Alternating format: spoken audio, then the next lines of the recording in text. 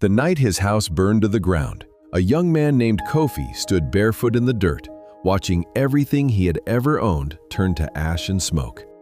His tools, his savings hidden beneath the floorboards, the letter of agreement from the merchant who had promised him a partnership, all of it gone. His neighbors stood watching from a distance. Some shook their heads, some whispered.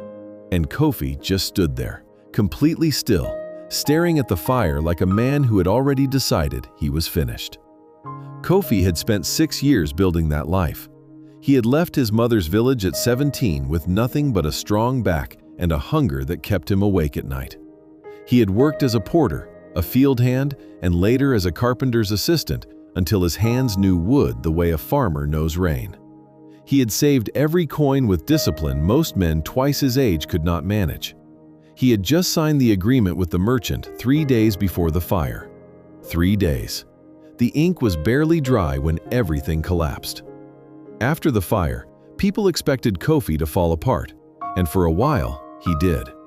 He slept on a borrowed mat in a neighbor's storehouse, waking up each morning with a weight on his chest so heavy he could barely sit up. He stopped speaking much. He ate very little. At night, he lay on his back, staring at the dark ceiling above him, replaying the life he had lost over and over like a wound he could not stop touching. He could not understand how God could let a man who had worked so honestly and so hard lose everything in one single night. One morning, the neighbor whose storehouse he slept in came to him with a quiet but firm voice. "Kofi, a man in the next town is looking for a skilled carpenter to repair the beams of his old grain store before harvest season. The pay is small, but it is work." Kofi almost refused. The offer felt too small, too far beneath where he had been just weeks before. His pride rose up like a wall inside his chest. But something else pushed back harder, something quiet and steady. He picked up his tools and went. The grain store belonged to an old man named Tomas, who walked with a deep limp and spoke very few words. He watched Kofi work the entire first day without saying anything. On the second day, he brought Kofi water and sat nearby. On the third day, Tomas spoke. "You work like a man who has lost something," he said. Not unkindly, just plainly, the way old men sometimes say what everyone else pretends not to see.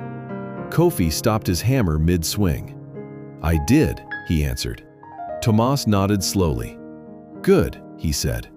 Kofi stared at him. "How is that good?" Tomas looked at the grain store around them and was quiet for a long moment. "Because," he said finally, "the things we build on wrong ground must fall before we can build on the right ground." Those words cracked something open inside Kofi that he had been holding shut. That evening he sat alone outside and, for the first time since the fire, he wept. Not in anger, not in bitterness. Just a long, releasing kind of grief, the kind that washes a person clean when it finally comes out. He had never asked himself what ground he had been building on. He had been so focused on the building itself, on the speed of it, on proving something to everyone who had ever doubted him, that he had never stopped to ask whether the foundation beneath his dream was truly solid. While working on Tomas's grain store, Kofi noticed that the old man had a field of timber on his property that had never been touched. Trees with thick, straight trunks that any carpenter would recognize immediately as rare and valuable. When Kofi pointed it out, Tomas just shrugged. "My hands cannot work that wood anymore," he said, "and I have no sons." Something moved quietly between them in that moment. Without either man saying it plainly, an understanding began to form, slowly and carefully, the way trust always forms between honest people. Over the following weeks, Kofi completed the grain store repairs and then kept coming back. He began clearing the timber field. He shaped planks, built shelves, repaired fences on the property, and eventually constructed a small workshop beside the old man's house. Tomas watched all of it with steady eyes and said very little. One afternoon, near the end of the dry season, Tomas called Kofi inside and placed a folded document on the table between them. It was a land agreement.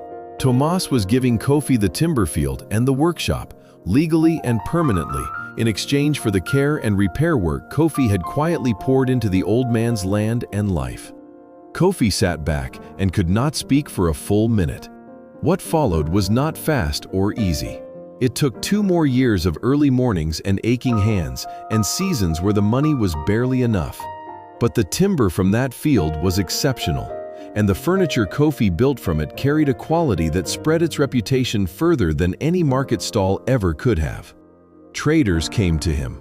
Wealthy builders sent messengers. A man who had once stood barefoot in the ash of his own life was now turning away orders because he could not fill them fast enough. The carpenter's partnership he had lost in the fire would have kept him small, working under someone else's name for the rest of his working life. He saw that clearly now.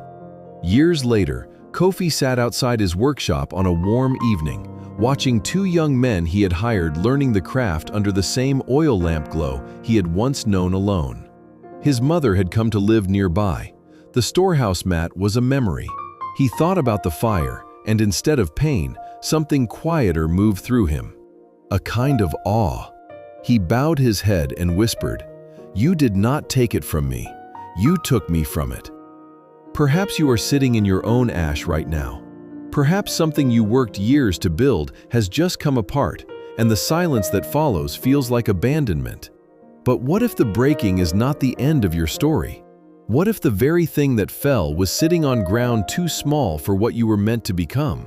The fire does not always come to destroy you.